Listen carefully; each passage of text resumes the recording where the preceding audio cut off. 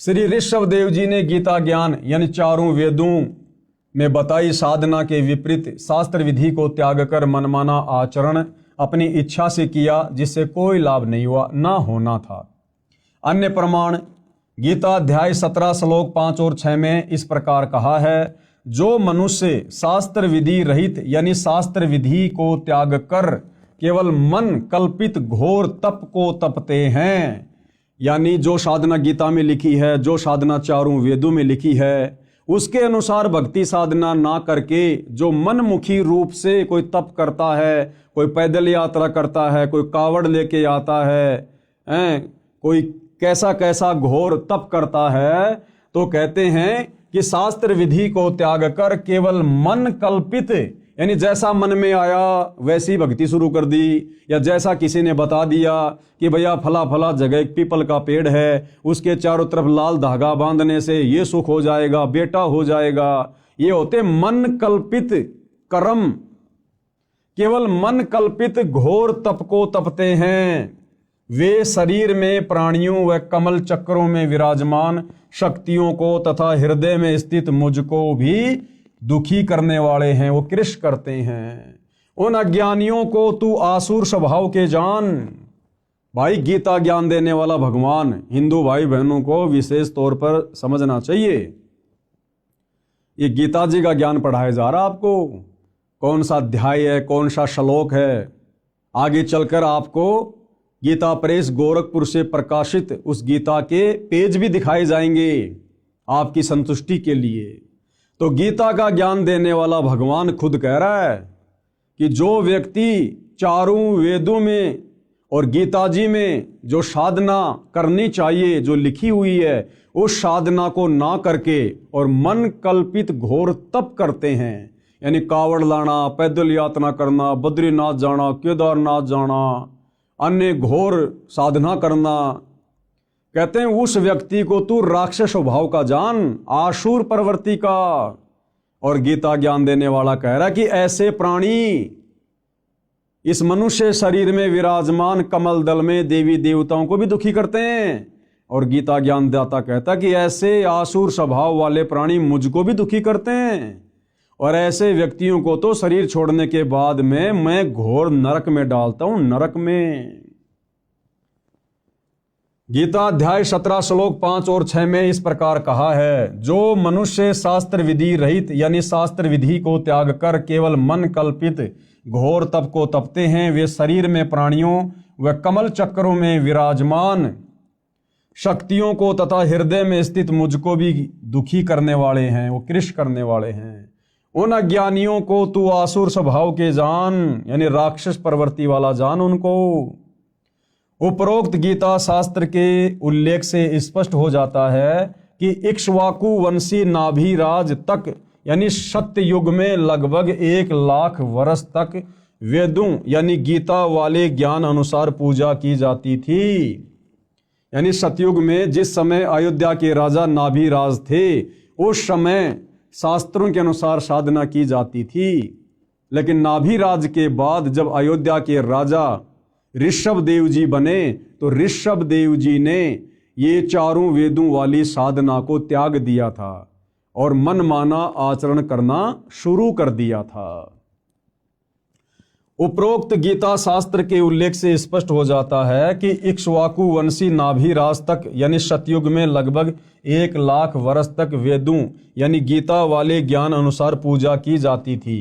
उसके पुत्र ऋषभ देव जी से यानी नाभिराज के पुत्र ऋषभ देव जी से शास्त्र विधि त्याग कर मनमाना आचरण प्रारंभ हुआ। यानी जैन भाई जिसे अपना प्रथम तीर्थकर कहते हैं ऋषभ देव, उस ऋषभ देव ने सतयुग से ही चारों वेदों वाली साधना को छोड़कर मनमुखी साधना शुरू कर दी थी। तो गुरुदेव भगवान का कहने का मतलब है कि जब तुम्हारे प्रथम तीर्थकर ऋषभ देव ने सतयुग में ही मनमाना आचरण करना शुरू कर दिया था, जिस भक्ति के करने से ना सिद्धि मिलती है, ना रिद्धि मिलती है, ना सुख होता है, ना मोक्ष होता है, तो वर्तमान के जैन भाई महावीर स्वामी को अपना परमात्मा मानकर, भगवान मानकर जो साधना कर रहे हैं, उस साधना से तो जैन समाज के भाई बंधु लाख जन्म भी सुख और मोक्ष प्राप्त नहीं कर सकते। और श्री महावीर स्वामी जी तो वैसे ही 363 और नए नए पाखंड मत चलाकर चले गए, जैसे नंगा रहना, मुंह के ऊपर पट्टी बांधना, नंगे पैर रहना, ये इस प्रकार के 363 पाखंड मत चलाकर चले गए थे। सूर्य अस्त होने से पहले भोजन कर लेना, प्याज लहसुन का प्रयोग नहीं कर लेना, ये पाखंड मत में आते हैं जो महावीर स्वामी जी ने शुरू किए। और सनातनी पूजा का अंत हुआ, यानी सतयुग में जब से ऋषभ देव जी ने शास्त्र विधि को त्याग कर मनमानी साधना शुरू की, उसी समय से सनातनी पूजा का अंत हुआ, उसी समय से सनातनी पूजा समाप्त हो गई थी। श्री ऋषभ देव जी की पूजा यानी घोर तप करना वेदों के अनुसार साधना नहीं है, इसलिए ऋषभ देव जी की भक्ति शास्त्र विधि त्याग कर मनमाना आचरण था, जिससे उनका जीवन नष्ट हो गया था। यानी ऋषभ देव जी 84 लाख योनियों में चले गए फिर गधे कुत्ते सुअर बनने के लिए, उनका मोक्ष नहीं हुआ। प्रमाण श्रीमद् भागवत सुधा सागर सुख सागर उस पुराण में इस प्रकार है। क्या लिखा हुआ है? एक समय ऋषभ देव जी मुख में पत्थर का टुकड़ा लेकर नग्न अवस्था में वन में घूम रहे थे। जंगल में आग लग गई, उस दावानल में ऋषभ देव जी जलकर मर गए। यह पौराणिक कथा है। क्या ये गति यानी मुक्ति हो गई? उसी समय से ये शास्त्र विधि त्याग कर मनमाना आचरण सब ऋषि जन करने लगे। प्रमाण के लिए किसी भी पुराण को पढ़ो, लिखा है कि उस ऋषि ने इतने वर्ष घोर तप किया, उसने इतने वर्ष तक तप किया आदि आदि, फिर वे शास्त्र विधि विरुद्ध साधक ऋषिजन अपना अपना अनुभव जो शास्त्र विरुद्ध साधना से हुआ उसका कथन करने लगे। अन्य ऋषिजन एक दूसरे की सुनकर आगे उन्हीं शास्त्रों के विपरीत ज्ञान को सुनाने लगे, जिनसे 18 पुराण बन गए। यानी सतयुग में अयोध्या के राजा ऋषभ देव जी ने चारों वेदों वाली साधना को त्याग कर जो मनमाना आचरण किया, पाखंड किया, आडंबर किया, उसको आधार बनाकर फिर आगे ऋषि मुनि साधु संत महात्माओं ने वैसी भक्ति करनी शुरू कर दी ऋषभ देव जैसी वाली। घर परिवार को छोड़कर संन्यास लेकर जंगलों में चले जाते थे, गुफाओं में रहा करते थे, घोर तप किया करते थे, जिस घोर तप को तपने के लिए गीता जी मना कर रही है। और आगे चलकर उन साधु संत महात्माओं को समाधि अवस्था में जैसा भी अनुभव प्राप्त हुआ, ये काल ऐसे सबको भ्रमित रखता है। और जैसा भी उनको अपनी भक्ति साधना से तप करने से जो भी अनुभव प्राप्त हुआ, उस अनुभव को आगे चलकर उन साधु संत महात्माओं ने आम व्यक्तियों के लिए पुस्तकों के रूप में लिखना शुरू कर दिया, जिससे 18 पुराणों की रचना हुई, 18 पुराण बने।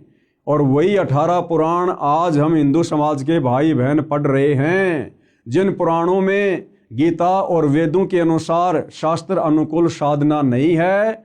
90% ज्ञान इन 18 पुराणों में उन साधु संत महात्माओं का जो उन्होंने मनमाना आचरण किया, जैसा उनको अनुभव हुआ, केवल वही वर्णित है जो हमारे किसी काम का नहीं है। यानी इन 18 पुराणों में जो ज्ञान गीता और चारों वेदों से मिलता है वो सत्य है। इसके अलावा उनका जो अपना पर्सनल भक्ति अनुभव है वो हमने स्वीकार नहीं करना है। वो शास्त्र विधि को त्याग कर मनमाना आचरण है, मनमाना ज्ञान है, जिससे हमारी मुक्ति संभव नहीं है।